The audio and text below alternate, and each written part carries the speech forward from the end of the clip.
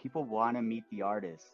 The reality is that collectors want to have a certain intimacy with the artist, and they want to feel like they know you, and they're not just buying a beautiful object, they're buying a part of you. Welcome to the Boldbrush Show, where we believe that fortune favors the bold brush. My name is Laura Arango Baier, and I'm your host. For those of you who are new to the podcast, we are a podcast that covers art marketing techniques and all kinds of business tips specifically to help artists learn to better sell their work. We interview artists at all stages of their careers, as well as others who are in careers tied to the art world in order to hear their advice and insights. Before we begin with today's episode, I would like to make a couple of announcements on behalf of the team at Boldbrush. The first announcement is that we changed our name. Yes, the name of the podcast is no longer the Boldbrush Podcast, it is now the Boldbrush Show. The reason we changed our name is because we want to move in a direction of having multiple guests on at the same time in order to create more interesting conversation. This, of course, is no different from what we were doing before. It simply means that it's like what we were doing in seasons 1 and 2, but 2.0. It's just a lot more stuff that we can talk about, which is really cool. And then the other announcement that I'd like to make is that we are now officially a video podcast as well. And that means you're going to be able to see our guests and see some of their cool stuff in their studio, which is really exciting. We're still figuring out where we will be hosting our videos. And once we have that announcement done, I will mention it in a future episode. The only way you can see our videos right now is if you are a Fastwell member, and you can find us on the Marketing Center in your control panel. For now, though, for everyone else, we're still an audio podcast. You can still hear us on Spotify, Apple, wherever you get your podcasts. And once we formally have a place where our videos are live for the public, I will let you all know. And now, without further ado, I'd like to present our first guest to kick off the season, and his name is Diego Glazer. Diego is an American-born Mexican-Swiss artist who specializes in the human figure. On this episode, we discuss how he found his calling, what inspires him, great advice for artists who are trying to find their voice, and how he approaches prospective collectors in order to establish a connection and maybe even a friendship. We also discuss his ongoing show at Aubin Gallery, as well as a really cool project that he's working on right now, which is a still life video course where he teaches you how he makes still lifes and how you can make beautiful still lifes as well. Hello, Diego. How are you today? I'm good, Laura. How are you? Thank you for having me. Yeah, I'm good. I'm really happy to have you because it's been, I think you said it was what, like 6 years since we last saw each other? Something like that, yeah. And Yeah. every so often I'll think about you because Facebook will suggest an old picture that I painted of you. Yeah. It's one of my favorite portraits I ever painted. And every so often I'll Aw. get reminded of it. I thought it was so cool to see you with the silver hair, but it was such a unique kind of portrait to paint. Yeah. Thank you. The silver hair sadly did not last because it's not good for your hair. But I also remember that. I remember because it was almost like a rite of passage where the newcomers would get like tricked into joining the portrait. You remember? Yeah. Yep. Yeah. I was like, yeah, if I model, I get to join in portrait. And no, that's not true. I But actually at got to least you paint all the gotta. portraits and I never sat. So, Oh, really? Oh, dang. yeah. Oh, you slipped past us. Oh no. Yep, I'm We a always try sneaky to get one. everyone. Yeah. Oh man. Well, I'm glad you know, painted me because I also have fond memories of like, texting my mom like, "Look, mom." Because I think the painting was put on like a poster or something, and I was like, Yeah. "Damn." Yeah, we printed you like a few feet wide. It Massive. was awesome. Massive. Yeah. Yes. Oh, it was so cool. Yeah. Um, yeah. So, actually, before we continue, do you mind giving our listeners a little bit about your background and what you do? Of course. So, I would consider myself a figurative oil painter, and I was born in the States, but I grew up in Mexico ever since I was 3 years old. So Mm, that's pretty much all I knew when I was growing up. I grew up in Querétaro, Mexico. It's a city in the center of the country. And when it came time to study art, there wasn't a whole lot of resources around for the kind of stuff that I really wanted to learn, which was to paint like the old masters. So I started in a regular art school in Mexico. Eventually, I had the opportunity to go to an atelier style school in Florence called the Angel Academy, where we met. Hmm. And that was exactly what I was looking for. I did 3 years at the Angel Academy. And then I went back to Mexico to do a little bit of exploration on my own because an atelier type school is usually a training ground for very specific and controlled exercises to learn how to see and paint. But then I decided to take the next few years to figure out what I wanted to paint. So I started doing everything under the sun. I painted still life, figure, portrait, animals, architecture, everything you could possibly think of, and eventually started to fuse those different genres together. And eventually, a couple of years ago, I moved to Denver, and then sorry about that. Good, you're good. So I decided to move to Denver because I'm an American citizen, and Hmm. Denver has a better art scene than my hometown in Mexico. My Hmm. hometown has a decent art scene, but Denver has more things going on. It has a whole street dedicated to the arts, and we have a lot of talented people living here. So um, I've been in Denver for 2 years, and I'm a practicing artist here, trying to get into the gallery game and trying to succeed in this niche of the figurative arts. Mm, the toughest niche. Yeah. Yeah. Yeah, it's definitely not for the faint of heart, that's for sure. You have to Yeah. really love it. Yeah, figurative, and it's so funny because a lot of the people I interview on here are also figurative. And actually, what I find fascinating is that I feel like there's always something in common, amongst figurative painters, and that is that deep love and appreciation for one, the old masters, and then also there's just something that's easier in terms of storytelling when it comes to, a person seeing a person on a canvas, right? It's much like personally, I feel like it's easier for me to relate to a figure than, maybe like, no offense to Picasso, but Picasso, right? Yeah, Yeah. I mean, there's inspiration to be found there, but we're just like from youth, it seems like we're all just leaning always towards the old masters and being like, the way that they painted, it's hmm, incredible. So, absolutely. Yeah. yes, yeah. So I wanted to know if you could, because like you went through this whole, exploration phase, right? You were exploring the figure and architecture and still life. And I remember because like it's so funny whenever you go to one of these academic schools, it's so great to go to the person who just graduated and go to their Instagram and like check out what they're doing now and like be like, oh my God, did you see that amazing shell that he painted? Because Oh, I remember you thank you. did like a whole like still life. You were amazing at still lives, by the way. I remember when I was at Angel, I Oh, was like, thank you. oh Oh, my God, like thank you. embedded in my memory. Yeah. Yeah. Yeah, I like those So paintings of perishables. They make me hungry. yeah. Like literally or hungry to paint more. Both. Yes, both. That's true. And they're also just, oh, perishables are the hardest but the most fun because they push you to the limit. Yeah, and they do what they want. They rot or they don't rot, and you just gotta chase them. Yeah. Yeah. Or replace them if you can. Yeah, Yeah. exactly. So since you went through this whole exploration of, themes and styles and ideas, and I wanted to know if you don't mind sharing how your process is, from inspiration to, you know, approaching a new project or an idea.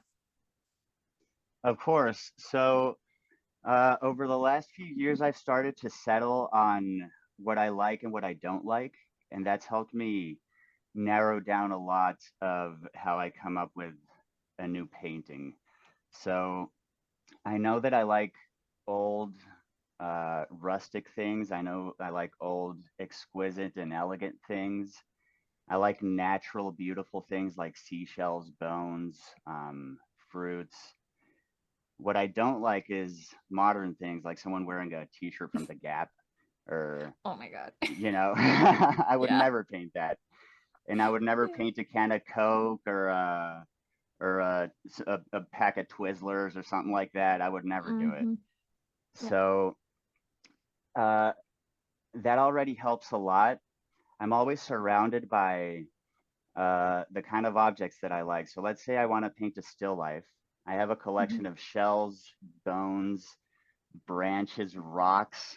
It's so weird. Like I'll walk around parks and around nature with a backpack, and I'll start picking up branches and rocks like a weirdo and just putting them in my backpack. Just carry them away. I have no idea what people think when they see that, but they're great for my I still mean, lives, you know? yeah. Yeah.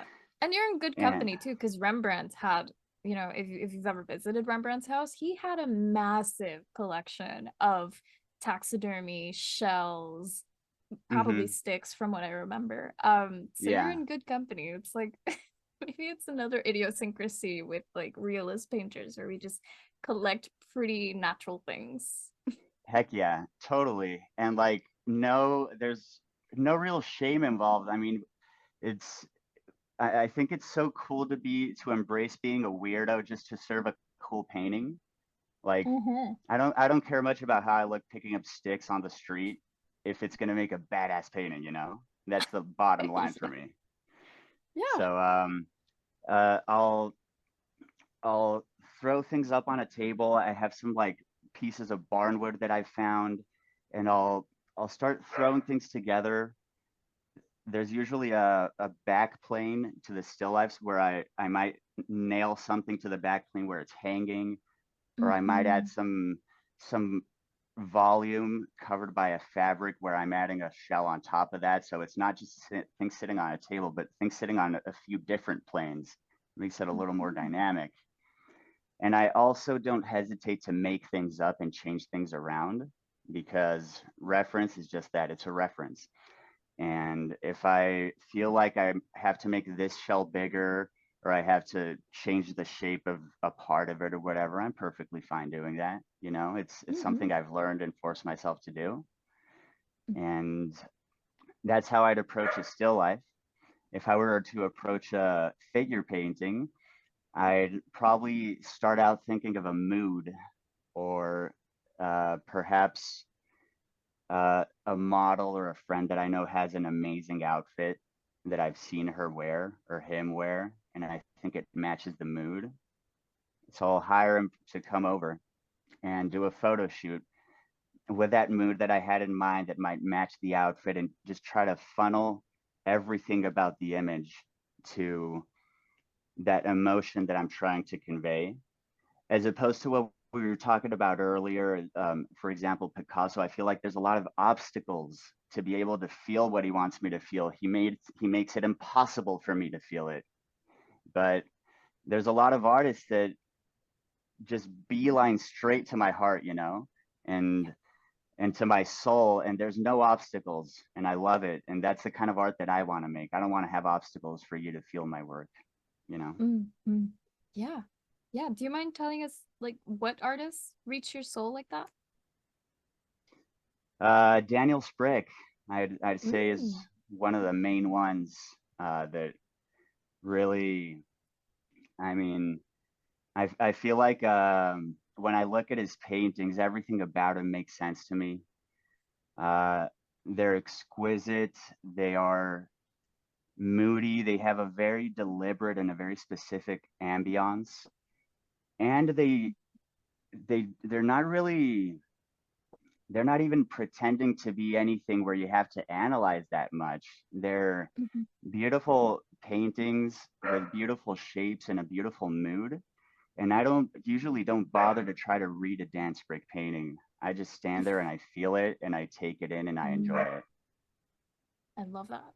Yeah. Yeah, it's more meditative and appreciative. So now a very challenging question, and that is if you could only pick one thing to paint for the rest of your life, right? Whether it's like either the human figure or still life or architecture. I mean, whichever of these things you explored, you can only paint one of these things the rest of your life. What would it be? I'll do you one better. It's exactly between human figure and still life. I would paint Mm-hmm. skeletons and Wow. skulls. Ooh. That's if I could only paint skeletons and skulls for the rest of my life, I'd be perfectly happy to do that. I absolutely love them. Mm-hmm. Um, they're a beautiful, beautiful natural sculpture. I Yeah. mean, they form themselves. It's not like someone's sculpting these. They just form from nature, and we all have one inside of us. Yep. And they're also very expressive and versatile. So a skull has different skulls from different people have different qualities and looks. A skull seen from a lower angle can be very imposing. A skull seen from a higher angle seems almost pitiable. You know, you can make a skull look like it's angry. You can make it look like it's smiling. Um, and an old weathered skull says something very different than a fresh and clean skull. You know, and depending on what you pair them with, they can take on different meanings.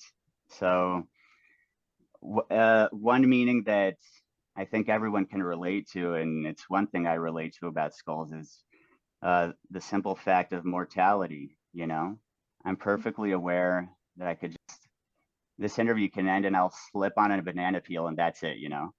So that's the way I try to approach my paintings. Like, always think of mortality. Like, if was the last thing I painted, am I leaving the kind of mark on the world that I want to leave, or am I not?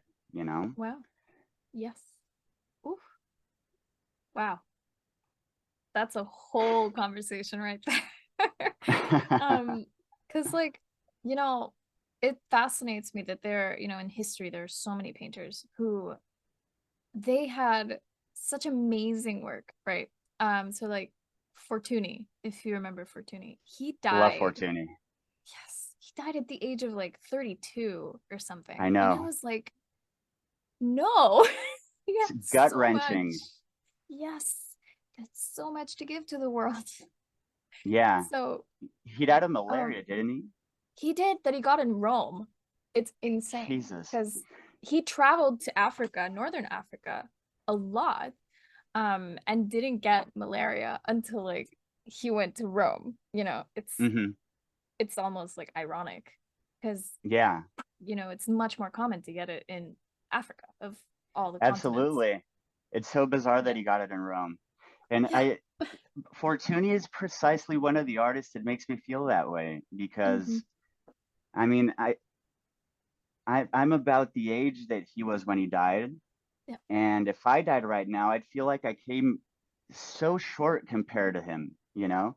He had such a expansive career, so many different phases and styles, and so masterful, so he could do it all. And it's so sad that he got cut short. So I want to honor people like that while I'm still around and Hmm. try to crush it, you know? Because Yes. I mean, it would suck if anyone careers gets cut short like that, you know? Yeah.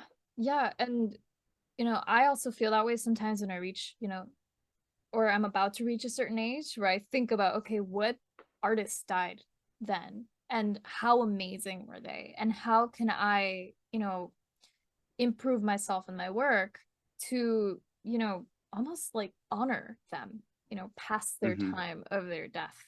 So I think you're also Yeah. doing that, So I love that. Oh, thank you. Yeah, Yeah. appreciate it. Yeah, of course. And then speaking of I guess challenging things, like mortality, um, is there anything, or rather like how do you handle, as an artist, how do you stay motivated and how do you handle, still going back to the easel even when things are challenging in your life? Uh, well, painting is both my work and my escape, so I'm kind of trapped. I don't have much of a choice. Yeah. Motivation isn't even a factor. It's just what I do, you know? Yeah. Like I get up, I go to the easel, and that's it. There's no thinking, there's no nothing. It's just the natural order of things, you know? Hmm. But I suppose there is um the thing that keeps me going the most is the excitement that every day there's palpable improvement, you know. There'll be a couple of days where I kind of suck, but for the most part, there's going to be palpable improvement every single session that I paint. And if it goes well at the end of the session, I'm going to be very, very satisfied, and I'm going to go to bed and sleep like a baby. So that's kind of what keeps me going. It's like, what am I going to paint next? Like, yes, today I get to paint the face. Awesome. Tomorrow I get to paint the tree or whatever, you know? It's all Yeah, very exciting. it is. Yeah, I like that perspective because it's very much like fresh eyes, almost like childlike wonder, the Yeah, excitement of exactly. something new and exploring it and getting to know it intimately. Exactly. That's what it's all Yeah. about for me. I can tell. Because I mean, sometimes I don't know about you. Sometimes when I go to the easel and I'm in like a really boring part of a painting, oh boy, it takes a while for me to want to actually complete it. Kind of like when you do the background or things just don't feel like they're moving forward in a piece. It just it can be so can be a bummer. Yeah, been there too. You know what helps me in those situations is like if there's a podcast or an interview or something like that that I really want to watch and it seems like a juicy thing to listen to, I'll save it for the boring part of the painting. So that way I'll be a little bit bored while I'm painting, but my mind is going to be entertained, I'm gonna have to you try know? that. Yeah. Yeah. Oh, yeah. I actually really needed that because I'm in the middle of a portrait that's like I'm like there's so much to fix. Oh man. Been there. Uh Yeah. oh yeah. Yeah.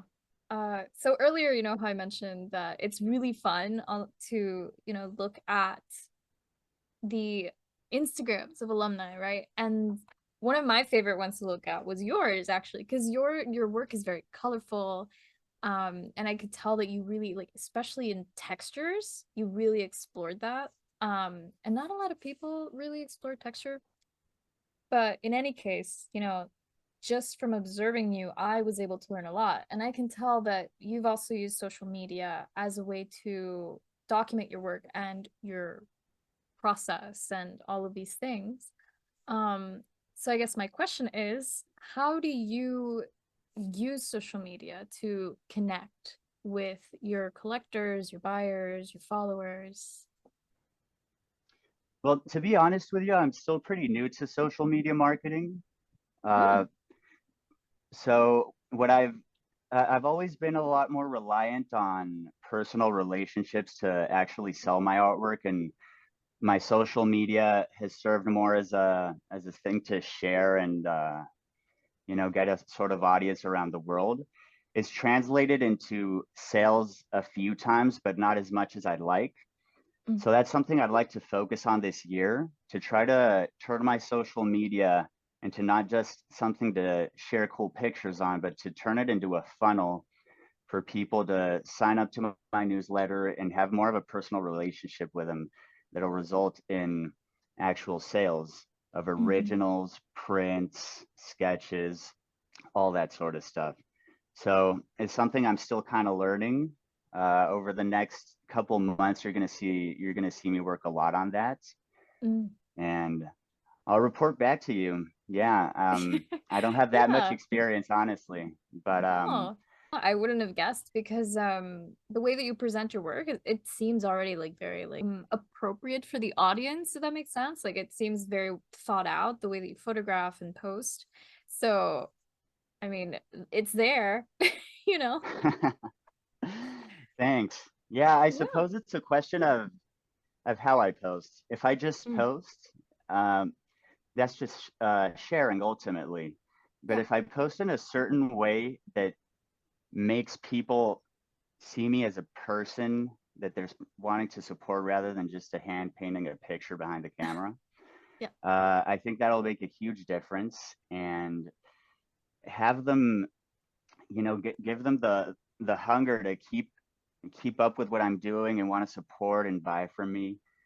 Yeah. So doing things like giveaways, things like that, I think Mm. uh, make people want to support you, and make people want to sign up and stuff like that. That stuff doesn't come naturally to me. So I'm learning, Yes, it doesn't come naturally to me either. I've been very much dead on social media, so I totally understand. Yeah, I mean, sometimes you just want to live the life of an artist, and social media is a very new and unnatural part of life as an artist, you know? Definitely. Yeah, yeah, and it can feel sometimes a little bit um like screaming into the void. Yeah, Yeah. totally. So that kind of I need like you, like the human connection. I like talking to people. I like, showing them and explaining to them, or listening to them and learning from them. But you know what? That actually leads perfectly into my next question, which is whether you prefer to follow trends or carve your own path. Well, um, I like to carve my own path using other trends as tools. Mm. And actually, more than trends, I like to look at specific artists and things that I like about them and take the things I like for myself, and Yeah. discard the things I don't like, because I don't think there's a single artist that I like everything about him. There's artists that I like almost everything about their work, but there's a few things that just are not for me. So, for example, I like to take the the luminosity and the textural qualities of Joseph McGurl and use him on a still life. He's a landscape painter, but I'm trying to apply him to a still life or something like that. Or I might, for example, I really like Will St. John's juiciness and his brushwork and his paint quality, and the way he's both very meticulous but also painterly at the same time. So I might take that and apply it to a landscape, you know. So um, I'll try to imitate the ambiance of a Dan Sprick painting and apply it to something that Dan would never paint, like something Mhm. tropical, for example. Yeah. So if I can take these little qualities and virtues from artists that I like and apply them in my own way, then I'm kind of muddying the waters a little bit. So people can't exactly tell whose style I'm jacking, you know? Yes. And I'm trying to come up with my own thing and just integrate all of that into my own stuff. And whatever I don't like about him, I just disregard Yeah. and fuse it into my own style of painting. And luckily, I have uh, a big range of things that I like to paint, like we touched on before, still life Hmm. animals, architecture, yada yada. So I can always have a variety of ways to apply these little tricks and Hmm. hide the source. Hmm. Sneaky. I'm a sneaky one. No, but we all steal from each other as artists. I mean, there's no way around it. And you could Yeah. even say instead of like stealing, it's also like inspiration, right? So Hmm. I feel the same way about, like taking the little things and applying them instead of like following a trend because there's nothing more uncomfortable than like someone telling you your work looks like, oh, that looks like someone else's work, right? It's like Yeah. that means I failed, right? Like this Yeah. isn't Yeah. me. Yeah. So, oof. Oh, I there are so many totally of us out agree. there. Hmm. Yeah, even Bouguereau's wife painted exactly Yes. like Bouguereau. Oh, you could look at her painting and be like, is that a Bouguereau? Oh, that's so Yeah, depressing. No. it is. That it kind of makes me cringe to think of that, like an artist just trying their best to be like another artist. That's not the point of art at all, Exactly. you know? Oh, yes. Now more than ever, it's crucial to have a website when you're an artist, especially if you want to be considered a professional in your career. Thankfully, with our special link, faso.com/podcast, you can make that come true and also get over 50% off your first year on your artist website. Yes, that's basically the price of 12 lattes in 1 year, which I think is a really great deal considering that you get sleek and beautiful website templates that are also mobile friendly, e-commerce, print on demand in certain countries, as well as access to our marketing center that has our brand new art marketing calendar. And the art marketing calendar is something that you won't get with our competitor. The art marketing calendar gives you day by day, step by step guides on what you should be doing today, right now, in order to get your artwork out there and seen by the right eyes so that you can make more sales this year. So if you want to change your life and actually meet your sales goal this year, then start by going to our special link, faso.com/podcast. That's faso.com/podcast.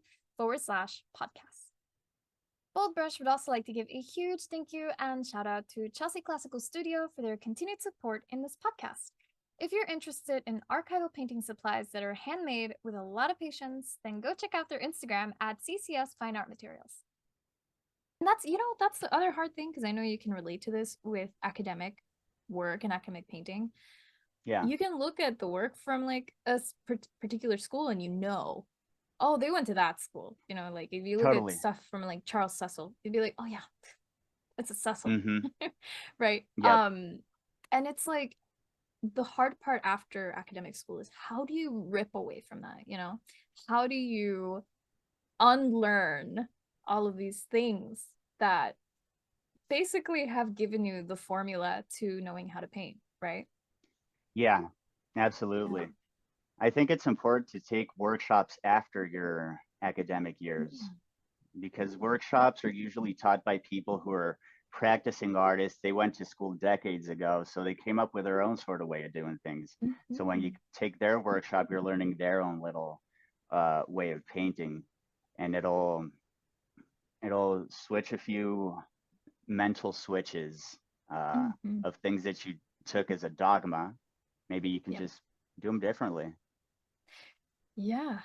Yeah. And that's the other part. It's like mentally breaking free from these things that are like at this point are a comfort zone, right? Like it's comfortable to paint academically. It's Yeah. comfortable to, paint another still life that looks like you did it in school, right? Instead of like Mm-hmm. something more interesting. How Exactly. did you personally break away from that? Okay, so I the way I broke away from the academic style was to be quite varied in the subject matter that I like to tackle, and also not being shy of being very experimental. Mm. And by experimental, I mean trying a lot of different colors, trying different kinds of brushes, trying different kinds of mark making. I've done paintings. I deliberately challenged myself to break away from that. I've done paintings exclusively using a palette knife. I've done paintings where I use my finger a lot. I've do paintings where I do a lot of dripping, where I do a lot of splashing. I've done paintings where I start with a fluorescent um, underpainting and work from there. One of the things that's helped me a lot, and this will, I think this will rock anyone's world that's like coming out of the academic sort of setting, is why don't you try making paintings where the underpainting is some wacky color? Like, Mm. forget about umbers. Why don't you make it lime green and see what happens? You know, I do a lot of purple underpaintings. I've done so many paintings with a purple underpainting or a blue one or whatever it is, and it always forces me into a color key that I'm uncomfortable with. But I gotta figure it out, or if not, it's not gonna work. Yeah. It's like playing the piano and the scale, just the notes are on the scale. Uh, Mhm. Same thing with a painting like that. If it isn't right in the same key as your underpainting, then it's gonna look wacky. So you have to force yourself to come up with a new way of seeing and mixing colors and applying them. So I think that's a way to kind of pull the carpet from under yourself, and force yourself to come up with something new. A little trick Yeah. for you. Damn. I'm gonna have to try that. Well, actually, no, I did try that once. I tried, it was a cad orange underpainting, which isn't too unusual because I know a lot of plein air painters do a pure orange underpainting before they go out and do plein air. Oh, I didn't know Um, that. yeah, yeah, it creates like a sort of vibrancy, which is really nice. And I was like, I'm gonna try it. And that one, that painting, oof. Would I do it again? No, but at least I sold it. You know? Nice, nice. That's what I'm Yeah, talking about. yeah, yeah. But yeah, It that is was what I'm talking about. An orange underpainting. I mean, a cadmium orange, that's not something they would have you do in school. But definitely it not. probably threw you out of whack in an interesting way. It freaking did. I remember for that painting, I think I used like 50 different brushes and they were only bristle. They were just hog bristle and they like the majority was just broken color and like no blending. And you know how in the academic world it's like blend only, right? Yeah, yeah, Um yeah. so it was very uncomfortable for me, but it was the pandemic and I was like, I'm gonna explore, I'm gonna experiment. Um Nice. and at least now I know I would never do it again. I take what I like from it. Um, but I would not do it again. Would not do it I again. feel Mm-mm. ya. Yeah, yeah. I'm sure you have a bunch of experiments like that where you're like, okay, no. I have so many, so many. Yeah. Yeah. Well, you could do a studio sale and you could sell them. I did, and they did. Well, there you go. There you go. Yeah, that's a That's cool little great. thing. Like if you have all these little studies that probably wouldn't a gallery wouldn't take, or they wouldn't look so good in a gallery or whatever, do a studio sale and people are gonna want them.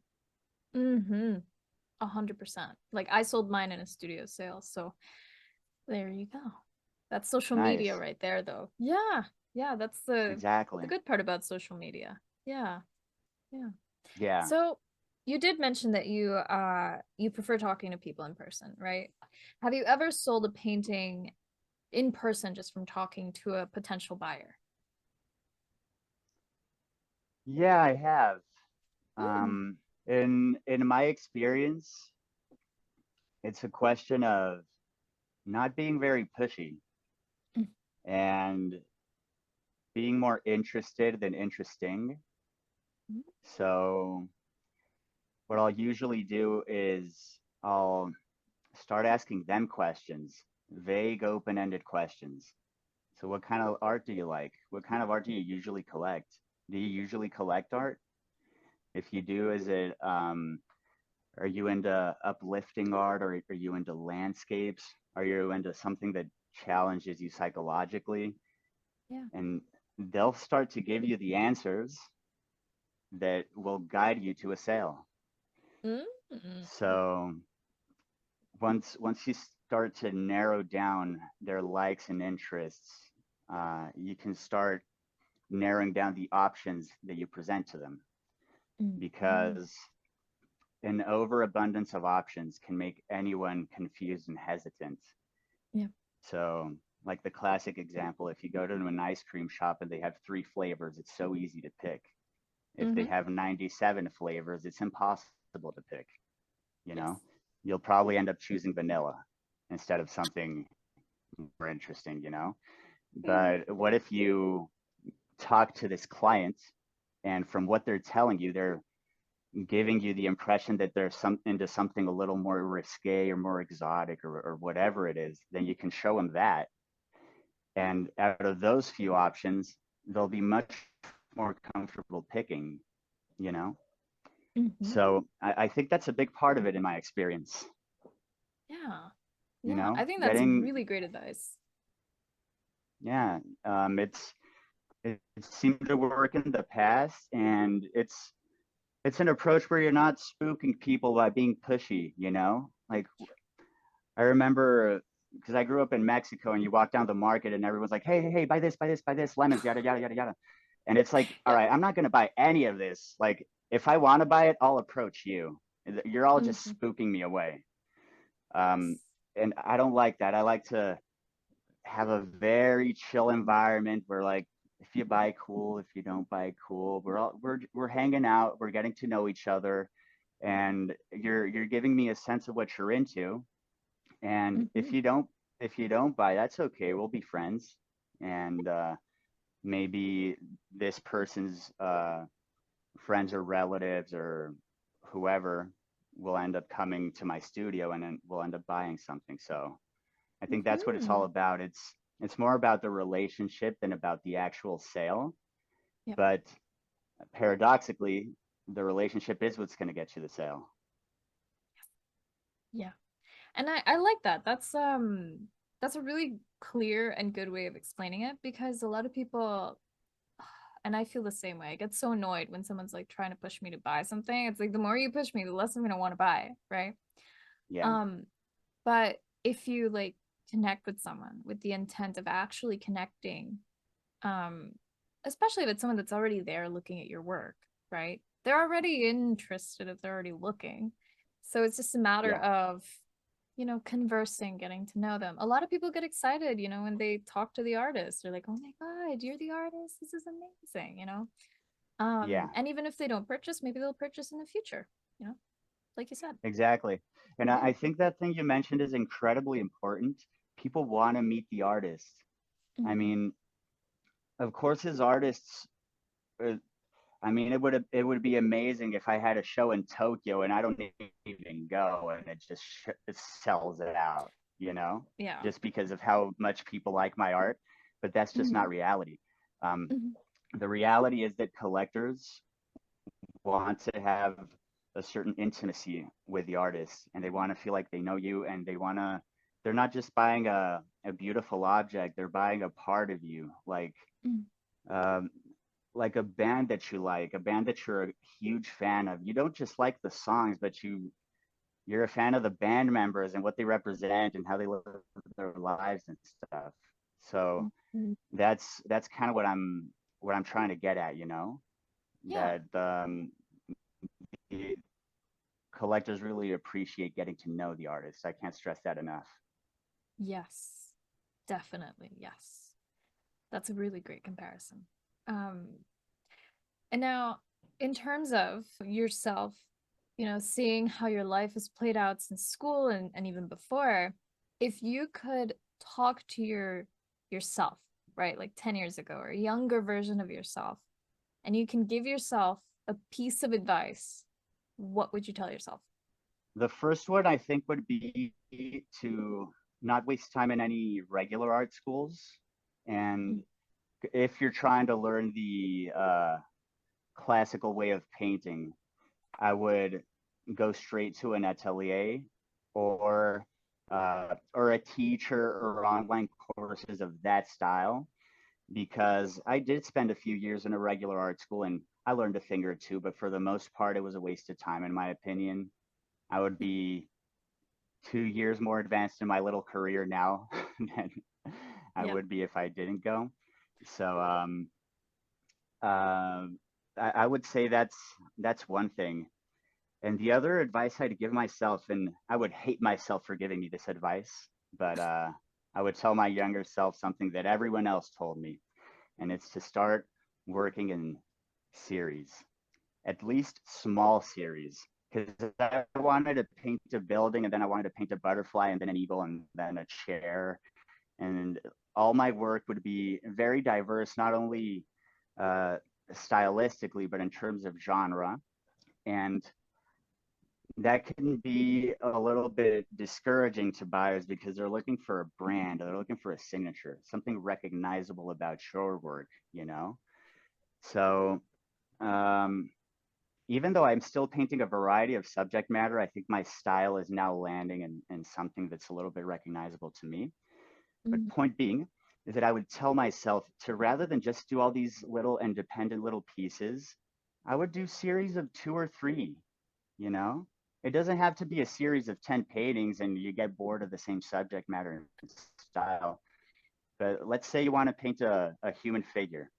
So you hire a model, take three, take a lot of pictures of the model, pick the three best ones, They're going to be wearing the same outfit in the same environment, and paint those three, a series of three. Doesn't have to be more, but that's going to give you some consistency, and it's going to give buyers something to look at where, like, okay, he's developing a brand, he's developing something recognizable, and they have something to choose from those three, if not just buying all three of them together, you know? Mm-hmm. So that's a great word of advice that I would give my younger self, which I would ignore, of course, if I was that age. Yeah.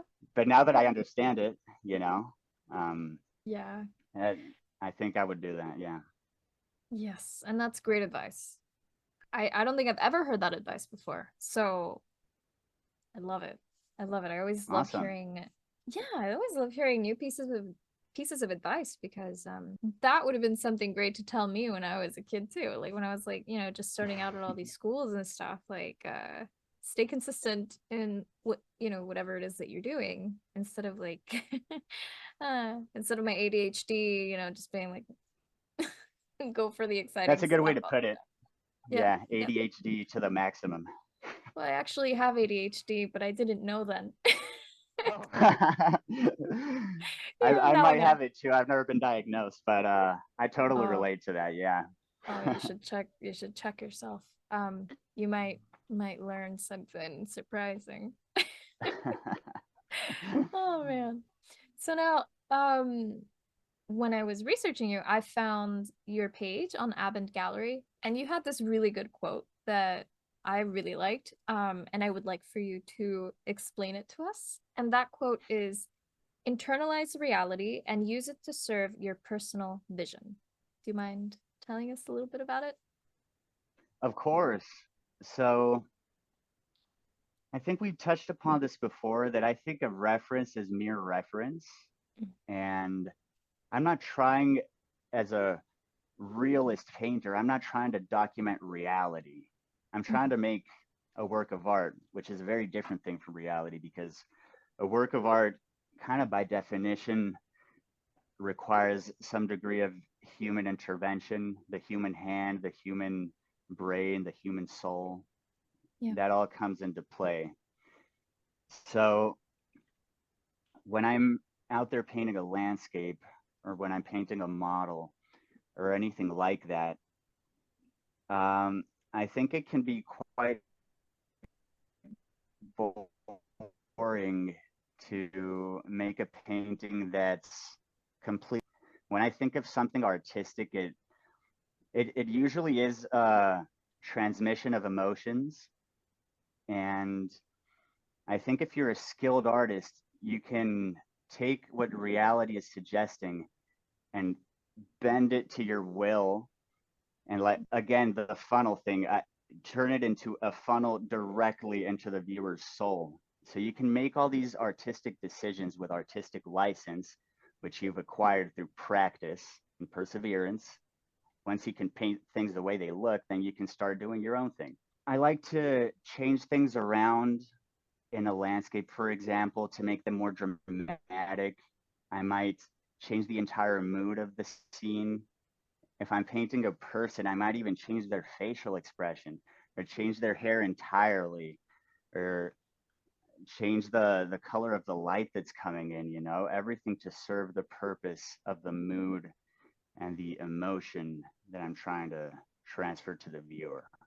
A great example of this, I think, is the tonalist painters. You're familiar with tonalism? Yeah. So for people that aren't familiar with tonalism, it's a current of landscape where, more than any sort of detail and definition, they're more concerned with the ambiance of the light, and to make things very ethereal. And if it's a sunset, it's a Mhm. very exaggerated sunset, and it's very moody and gloomy and all that sort of stuff. And you see these paintings. Also, the painters of the Hudson River School were masters at this. You'll see Yes. pictures by Frederick Edwin Church, and you know for a fact that that's not what it looks like. But he took in Niagara Falls, or he took in the volcanoes, or he took in these Ecuadorian landscapes, and he made them his own. this Mm-hmm. magnanimous, epic, operatic scene that has no concern for what it actually looked like, because who cares? This is not a David Attenborough documentary. This is a work of art. So we're not trying to inform the viewer. We're trying to make the viewer feel, or at least I am. I can only speak for myself. Well, I So completely agree. I'm with you. And it's funny because you just reminded me of Michael John Angel.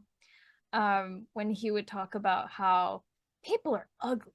You gotta make them beautiful. You have to make them look much better than they actually look. It's like Photoshop, like magazines. yeah, That kind movie. of. Yeah. Yeah, Yeah. he was a character. Oh, I But it's love it's him. kind of it's kind of that same thing. I mean, it's Mhm. embellishing. I guess that would be a very layman's way of saying it, just embellishing. But Yeah. that's what it comes down to, you know? Mhm. Yeah, it's like romanticizing um reality a little bit because reality can be a bit dull, especially when it's like documented, as you said. It can be a little it needs a little Yeah. zhuzh. Yeah. Yeah. Yeah. And I think every artist with our own personal vision, we have a, a certain wavelength that we relate to with reality. So some of us are more flowy. So if I'm Mhm. painting a landscape, I might accentuate the flowy part of the landscape, but some of us have a more blocky square tendency. So we might accentuate the blockiness of the landscape. Some of us Mhm. are very, I don't know, we paint with a soft hand, we have a soft sort of personality or whatever. So we might use like pastel colors and very low contrast in a painting.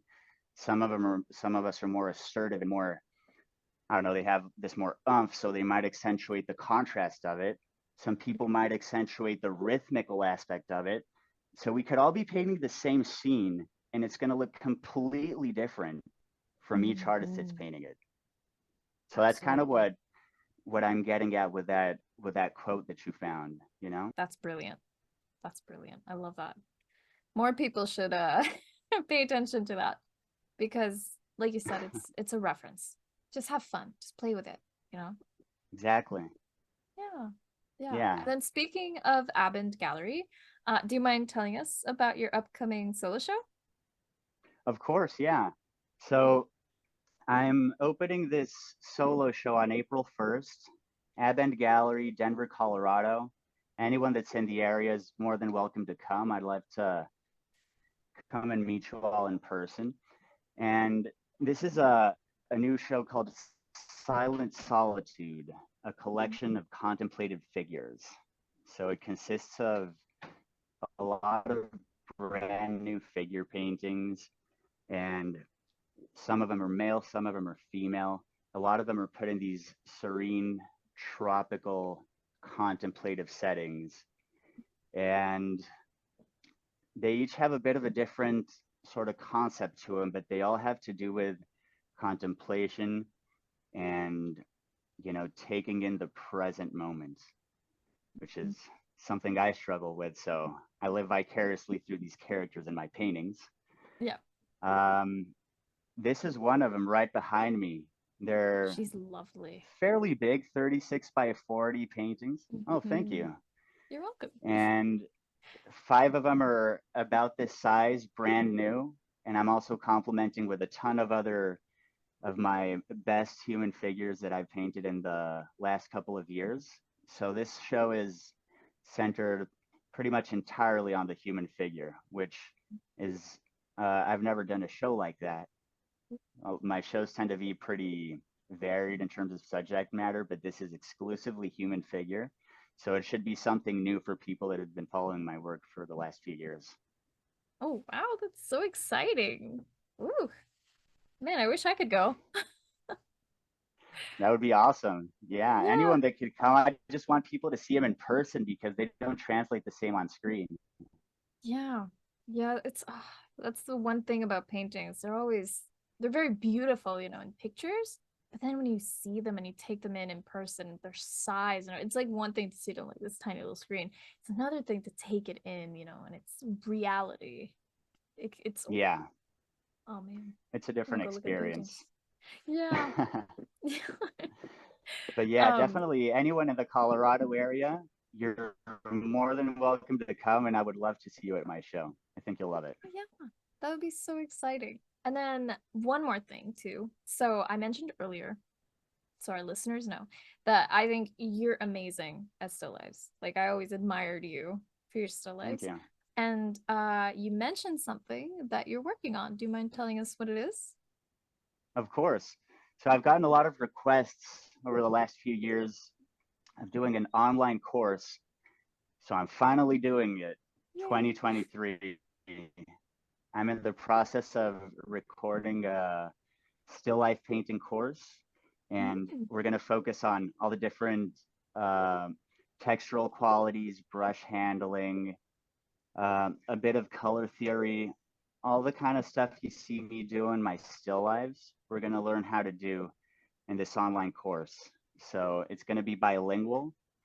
I'm going to do a version in English and Spanish since Latin America has a lot of demand for this kind of knowledge and not a whole lot of mm, resources. So yes. I think it'd be a good idea to do that. And once I get this still life course out, which is going to be for all levels, but probably the people that would get the most benefit would be beginners to intermediate.